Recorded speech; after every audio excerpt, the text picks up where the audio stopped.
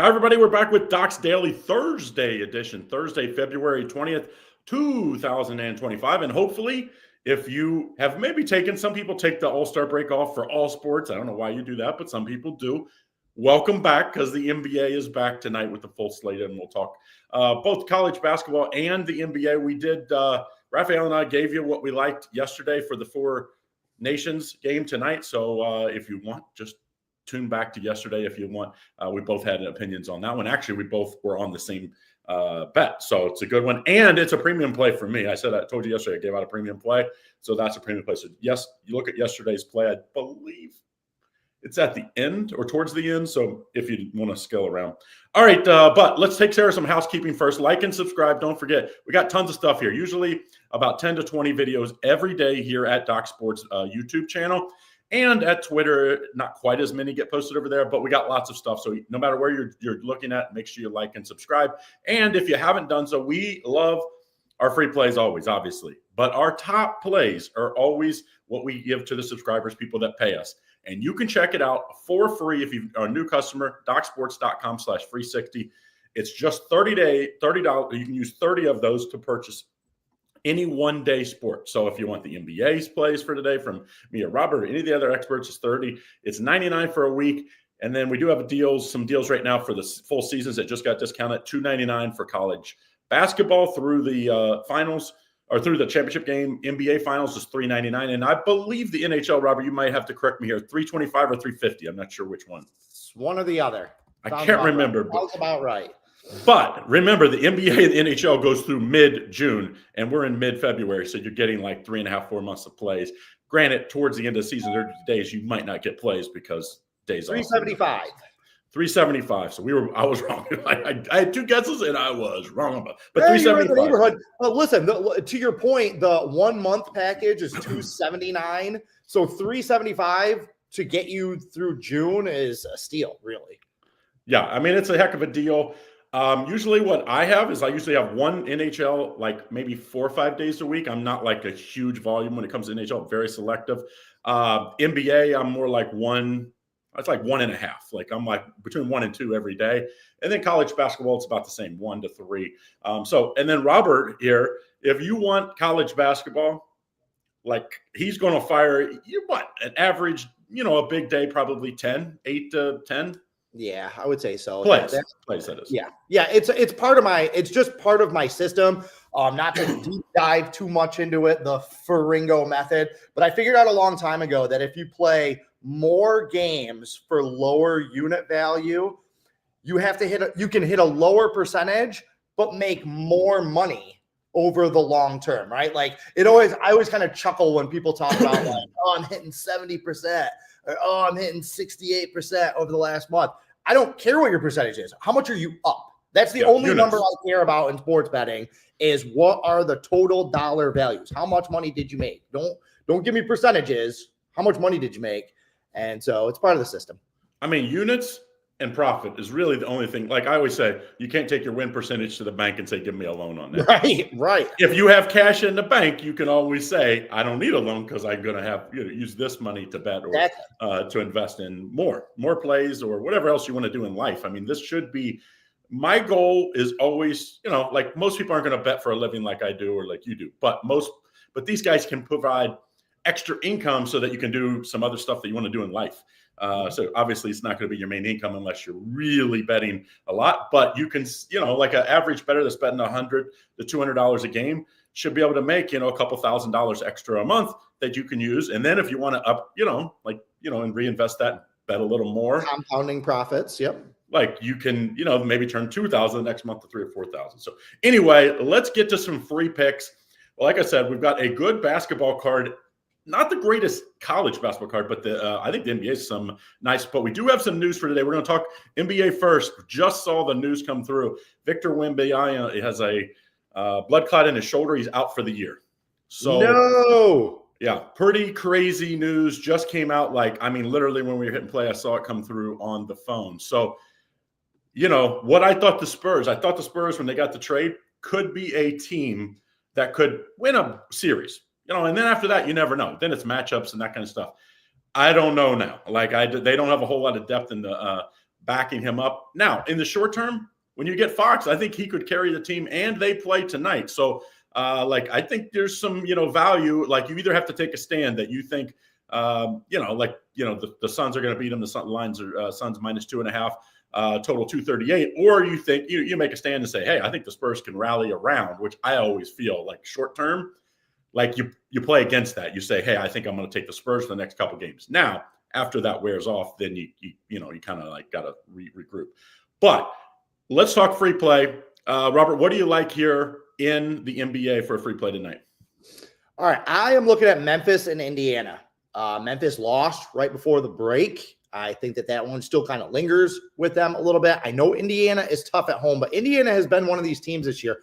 They do a really good job of beating the dregs, right? Yep. Like the really bad teams, lower half of the standings. Indiana pastes those teams. They have too much offense. Those teams can't keep up with them. But they haven't had a lot of success against the top tier teams. The West is obviously better than the East, top to bottom here. Memphis is in a battle. They're in that seeding battle out West. So, I'm sure you're like me, like first half, 2/3 of the season, basically pre-All-Star break, motivation is always the toughest thing to gauge for these NBA players. Not only who's going to be playing on any given day, but who gives a damn on any given day because it's such a long season. The nice thing about the All-Star break is when everybody comes back from that break, then it's a sprint. Then it's a playoff sprint. You usually don't have to worry about if teams are going to throw their best punch every night. And I think Memphis's best punch is pretty damn good. So I think they're healthy. They're favored on the road here for a reason. They're 14-3 against the spread after a loss, which I know that loss happened pre-All-Star break. But they've just been a really good bounce back team. So you add all that up with the fact that I still don't necessarily trust Indiana to beat those top tier teams. I actually do think that there's some value here with the Grizzlies. Well, you got to realize this Memphis team lost because they were in a back-to-back spot the last time before the break. Didn't play John Morant. It was a game-time decision. Didn't play him. I know that because I was on the Memphis. As soon as he was out, I'm like, well, not going to take it up.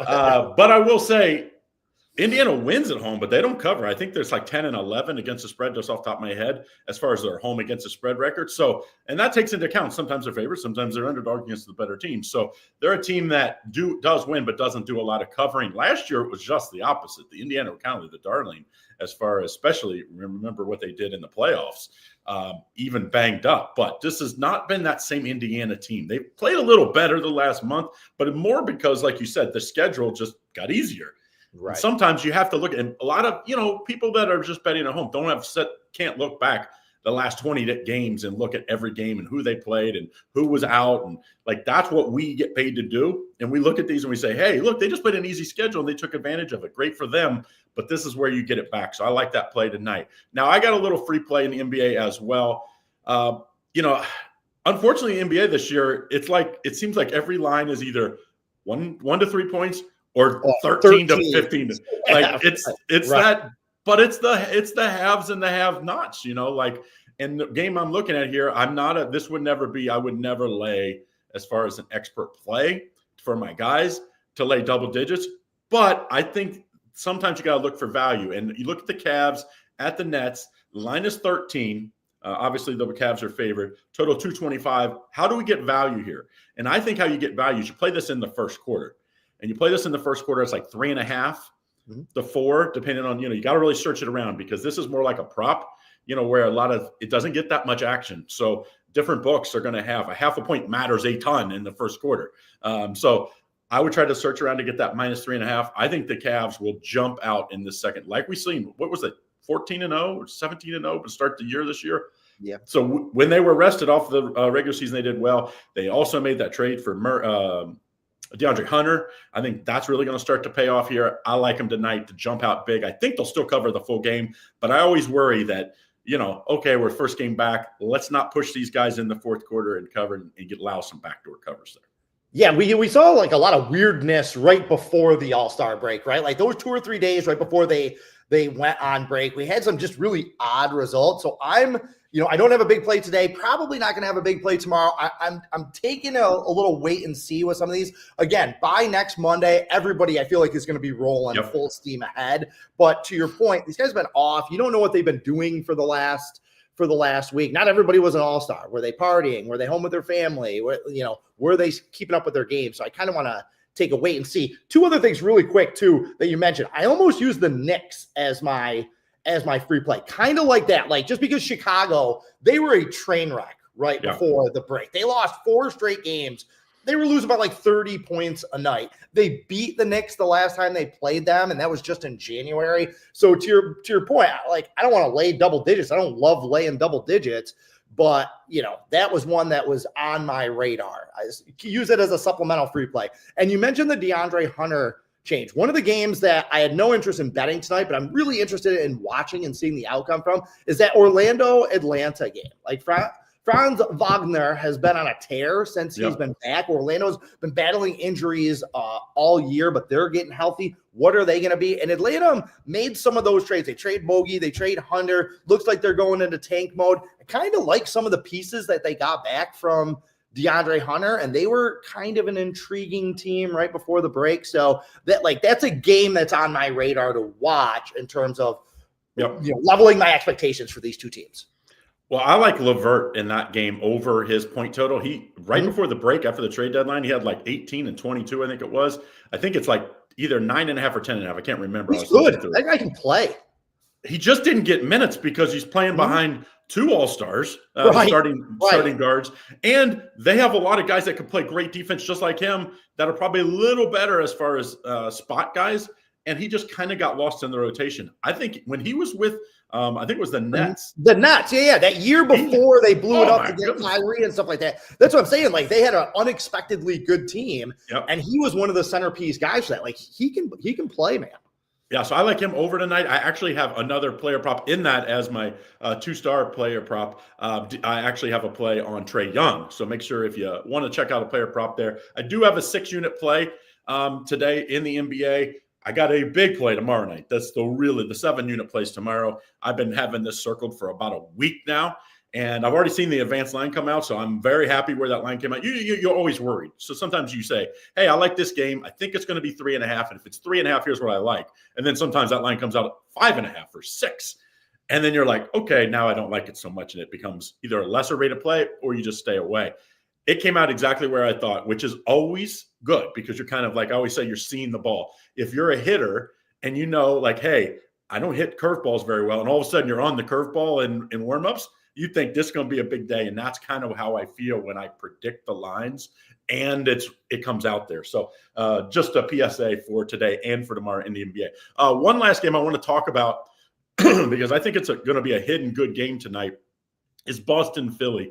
And this is what do you feel? Because Boston, we know what Boston is. We know they're a champion from last year. They have everybody back, and they're healthy or getting healthier.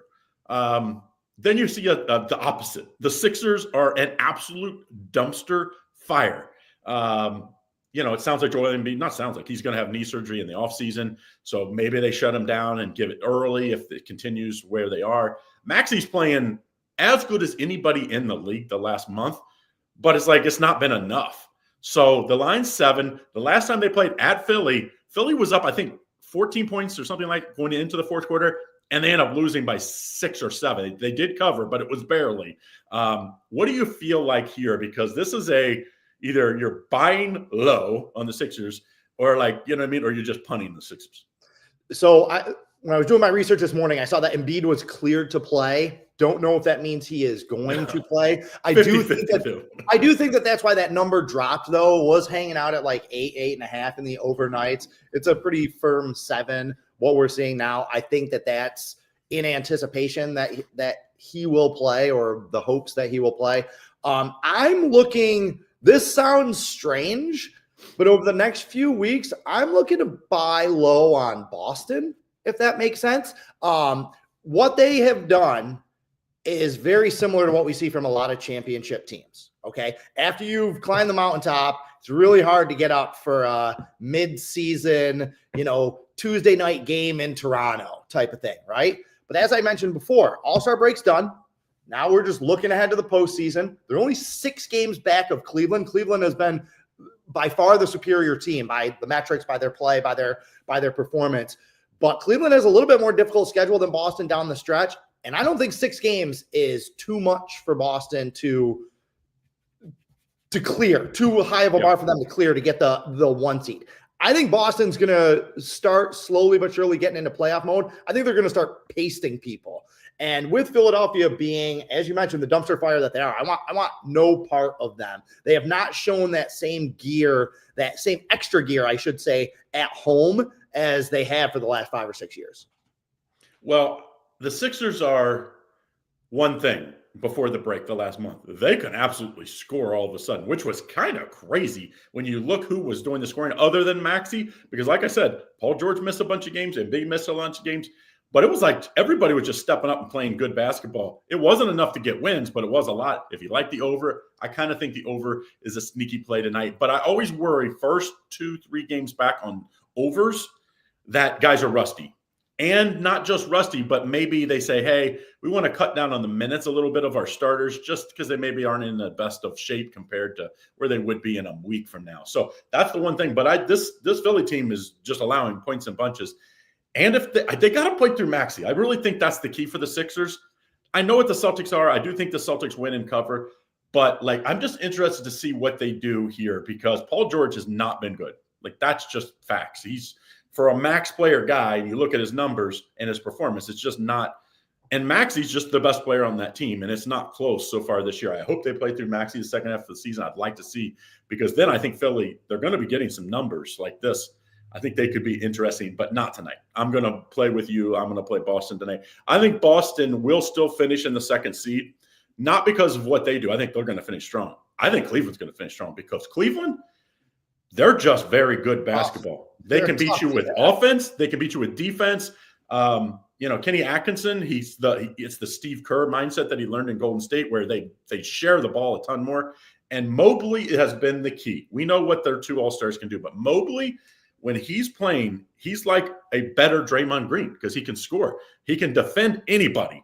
And I mean anybody. He's taller, longer, more athletic than Draymond Green. And he kind of brought that, he's like, hey, we want you to be our Draymond Green. And it has worked. I think Cleveland continues to roll. That's why I like him in the first quarter and even to win big tonight. They have 3 games with the Knicks down the stretch. Cleveland does. Those are going to be battles. Those are going to be some playoff previews. Those are games to circle and watch, not just how the Cavs perform in those games, but catching them in those hangover situations after going to the Garden and playing one down to the wire. So, I love Cleveland. I was a year early on them. I bet them a lot last year because I saw the potential of them. They're a really good basketball. Think about this. You're going to have I think the first 2 seeds are going to be where they are. You're going to have Milwaukee and the Knicks, I think, are going to be the 3 and the 4 most likely. Will these teams try to avoid the Celtics? Because, they could come down to where hey, let's not play our starters today because we'd rather play, make it so that we don't have to play Boston. Because I think as good as Cleveland is, I'd still rather face Cleveland than Boston in the playoffs just because we know what the Boston is. I can see Milwaukee with an older team maybe trying to manipulate things like that. I don't think the Knicks are scared of Boston at all.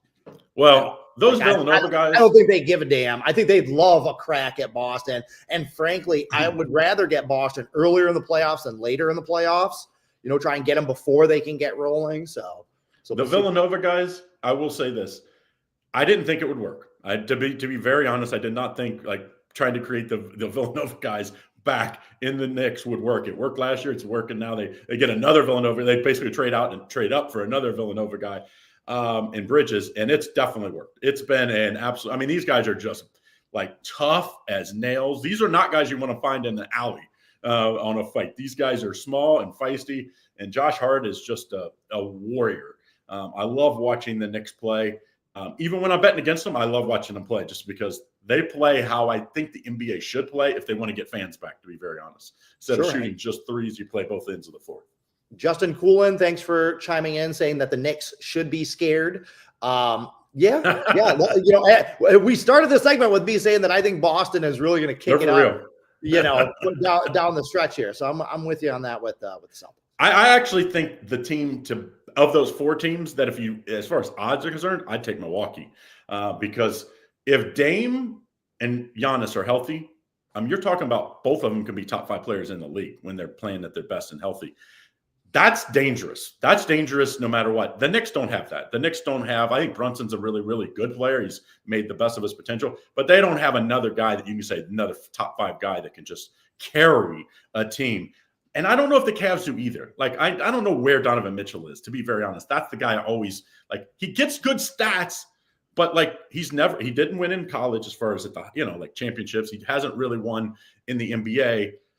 So it's like, they're going to have to prove it for me as far as and they're going to be the favorite, them in Boston because of their records, and they're going to have the home court. So Donovan Mitchell is such a scorer, though, that I kind of do trust him to take and make big shots because that's what you're counting on. It's not like you're counting on him to carry you on both ends of the court like you do with a guy like Giannis at times, right? Yeah. The reason that I'm not as high on the Bucks now is I just think Brook Lopez is too old to be playing the minutes that he has. Like when they won their championship and when they were that best team in the NBA there for a couple of years, like he was a guy that didn't get enough credit. Brook Lopez early in his career was a goddamn unicorn. Like that guy was awesome early on with the Nets. Awesome on both ends of the floor. And he was still an all-star caliber player, early with especially the defense.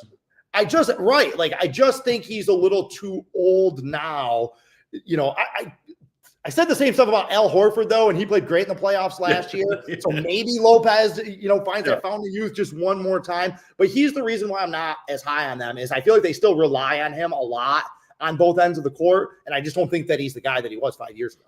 Yeah, the Kuzma trade is going to be like what's going to, because, at Middleton was just injured. His availability just wasn't there. Now they get a guy that's younger. It's going to be there. Now, can he perform? He doesn't have to be great. He has to be like the 4th, 5th best player on the team. But can he give them I would say, it always comes down to those role players in the playoffs. Like you said, Horford had an unbelievable playoffs last year. Derek White had it. Like these are the guys that make the difference in these close games. And they're going to need him for a couple games in the playoffs. He's going to be available. We'll see if that's good enough. So let's move to college hoops because we know you love your college hoops, and there's no one better that we have on our books to cover college hoops. Do you have a gem for us tonight in college hoops? I don't know if it's a gem, but I wrote up as a free play, and then it was one of those things where I was like, man, I really wish I'd released this as a rated play, right? Like had the streak snapped last night, had 7 straight winning days, snapped last night. Damn you, Washington State, for just not showing up. I jinxed you because I had Washington State. I jinxed you. It's my fault. That's all right. That's all right. No problem. Well, the way that number dropped, a lot of people had Washington State, and they just didn't come to play. And Gonzaga, I'm not going to go on a rant on Gonzaga, but I love Mark Few, great coach, Hall of Famer, all that stuff. But all they do is beat bad teams. That's all he has ever done. And he beats them, and he beats them badly, and he runs up the score. I don't know. Okay. Who do I like tonight? Thursday is mid-major day pretty much in college basketball. So some people are either all in on the mid-majors. They're digging around and finding, really diving into a conference like the Ohio Valley or the Horizon or something like that and finding some gems.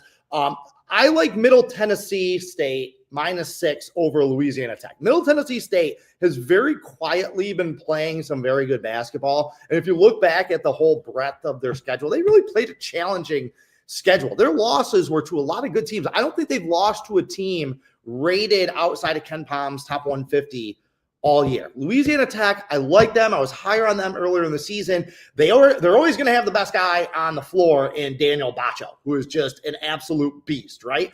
But they're not getting good guard play. They haven't gotten consistent guard play all season. Now Devin Reed is kind of banged up. He's that 6'8" swing man, kind of holds it down with Bacho in the post. So, Louisiana Tech just isn't really playing well. They've lost 3 out of their last 4. Middle Tennessee is playing well. They've won back-to-back games, both of them on the road. They won at Western Kentucky pretty easily their last time out. That is not an easy place to play. So I just see 2 teams going in different directions. And I'm going to hop on Middle Tennessee State and see where the train goes.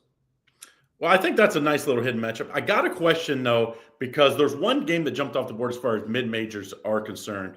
And since I have you on it, I was like, we got to talk about it. And its College of Charleston is a small underdog, like tonight, -1.5 against a Northeastern team that just isn't as talented. They did cover early in the year when they faced them. The odds tell me this is a live underdog to win tonight. Like, does that what tells you? 100%. Like this game is just begging for action on Charleston, right? Like it is just absolutely begging because of the day of the week that it is too, right? Like on a Saturday, this one might slide under the radar, but the books know that everybody's looking at these mid-major games, that a lot of common average sports bettor don't know who these teams are, don't know what's going on. So they're going to see that name. Oh, Charleston. I remember them from being in the NCAA tournament. I've heard of them these last couple of years. They're a small favorite on the road. Yes, absolutely a stay away play. Charleston may win by 7. Chris Mack is doing really good things with them. I expected them to take a much bigger step back this year after 2 just really dominating seasons. Mack knows what he's doing. This guy is hopefully auditioning for a higher job. Don't know if he's going to throw his name into that Indiana mix. You know, I wouldn't hate him coming to Syracuse and taking over for my Orange, but that's a different podcast. But yes, I agree with your read on this game. For me, it's Northeastern or nothing. It was nothing because I kind of wanted 3.5 on that. Because if it is a close game at the end, that gives you a little bit of cushion. I don't know if I trust Northeastern to win outright, but yeah, no, good call by you to sniff out the trap line. It seems like, first of all, the Brazil, it's like, I forget their big guy's name, BRZ something. I'm not going to be able to pronounce it either. That dude he's legitimate. I think he can play in the league because he's a stretch 4 or 5 that can shoot the ball and he knows how to score. He's one of those guys that ain't going to be blazing speeds, not blocking tons of shots, but it's just like a crafty, almost like plays like, you know, like a foreigner, like Vlade Divac type game, but with more of the stretch 3 now, of course. But I thought when they lost Kelsey. One last thing about Charleston, too. Be careful of them. Not only have they superseded my expectations this year, if you look back at Charleston's results, they have won a lot of close games. A lot of I don't know what their exact record in games decided by 3 points or less, but they have come out on top in an inordinate number of close games this year. So that's a team that I think is headed for like an early CAA tournament flameout. It's going to be like Pat Kelsey is an unbelievable coach. Like the dude is just, I mean, look what he's done at Louisville. Like, and I mean, right now he's the second or third best team in the ACC and just killing teams now. So for Mac to come in, another Xavier guy, both those guys played at Xavier and coached at Xavier under Prosser. And then of course, Mac took over the head coaching job. Like he's done a great job to keep things going, but he just doesn't have near the talent that they had last year. Last year, they were beating teams 15, 16 points on a regular basis. And that a lot of people, they were like darling in the tournament. So, and they kind of, you know, they played well. They just didn't cover, if I remember right, in the tournament. But I do like a free play tonight. It seems like everybody's on Maryland, that like everybody keeps messaging me, you like Maryland, you like Maryland. I like USC in this matchup. I just think, and I know the teams on the West Coast are going to East Coast, haven't done great in the Big Ten, and the teams going from the East to the West haven't done great. But this is a team coming off a terrible home loss to Minnesota. That was a game they needed to win, but they didn't, and I think they're going to be ready to go. Now, Maryland, the one caveat I will say, Maryland scored 101, 83, and 90 the last 3 games. So that's a team that you worry because, okay, you got to keep it within 12. If they score 80, can USC get you 69? That's what you need. I think they can. I think they'll score above 79, and I think they keep it within the number. This could be a letdown spot for Maryland as well because they're playing some amazing basketball. So even a regression, they could win by 10 and you get the cover here. Yeah, they're scary. They when they beat teams, they beat them really, really badly. Like they haven't played well. And they're shooting. They play fast too. They play really fast. They're another team that's better than I expected them to be. I liked them early in the season, thought they'd be kind of sneaky good. They're really good. I didn't really see that coming. I do want to say to Justin Coolin over here, you mentioned you threw out a few of these games, you know, that Elon Towson game. I stayed away from it because I had a similar read on it as with that that Charleston game that you mentioned. It's just begging for Towson action. I say that, but someone that I know and that I trust and that is really, really good in college basketball loves Towson tonight. So unfortunately, I don't have a side for you either way with that. With Loyola, look, that team battles. I kind of lean Loyola because I feel like it's a lot of points, but I don't like going against Santa Clara at home for the same reason. If you look back at Santa Clara's results, they don't just beat people at home. They just destroy them. They win by 23, 28, 26 pretty consistently against bad teams. I don't think Loyola is as bad as some of the teams like the Pepperdines and the Fresnos that just are lost in the wilderness right now. I don't think Loyola is as bad as those teams in that conference, but I just don't love going against Santa Clara at home, coming off a loss to St. Mary's. They might, how mad are they about that? So, sorry, I wish I had stronger takes for you, but this is why I passed today. So. On those late games, I always say those really late games, you see in 11 or 12 o'clock Eastern Standard Time, that's what you call the get out game for the sports books. Yeah. Everybody kind of thinks overs and favorites. So that's the public side. So if you're liking an underdog or an under in those games, you're probably getting some extra points because, the book have to juice it up a little. They know what's coming on those really late games, both in college football and college basketball.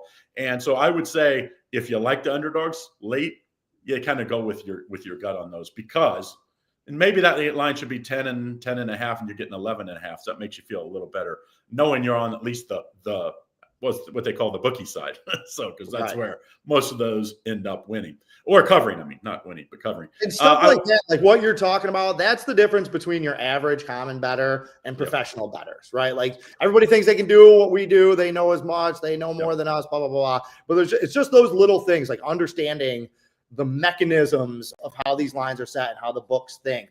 That's where the separation is between professionals and another PSA announcement is I probably said this before, but if you like underdogs on those late games, usually the line's going to move to your favor. So you might even get 12. I would wait till game time if you like the underdog or the under. If you like the overs or the favorites, I would get in early on those because the lines tend to, move against you. So you don't want to you don't want to be betting at plus 12 and you liked it at 11 and a half and it ends on 12. You ended up those pushes are not bad, but I'd much rather have a win if you know when to bet it. So now that's not like it, one big bet on a game like this could move it the opposite way. So you could be careful, but that's just like the rule of thumb when you're betting underdogs and unders.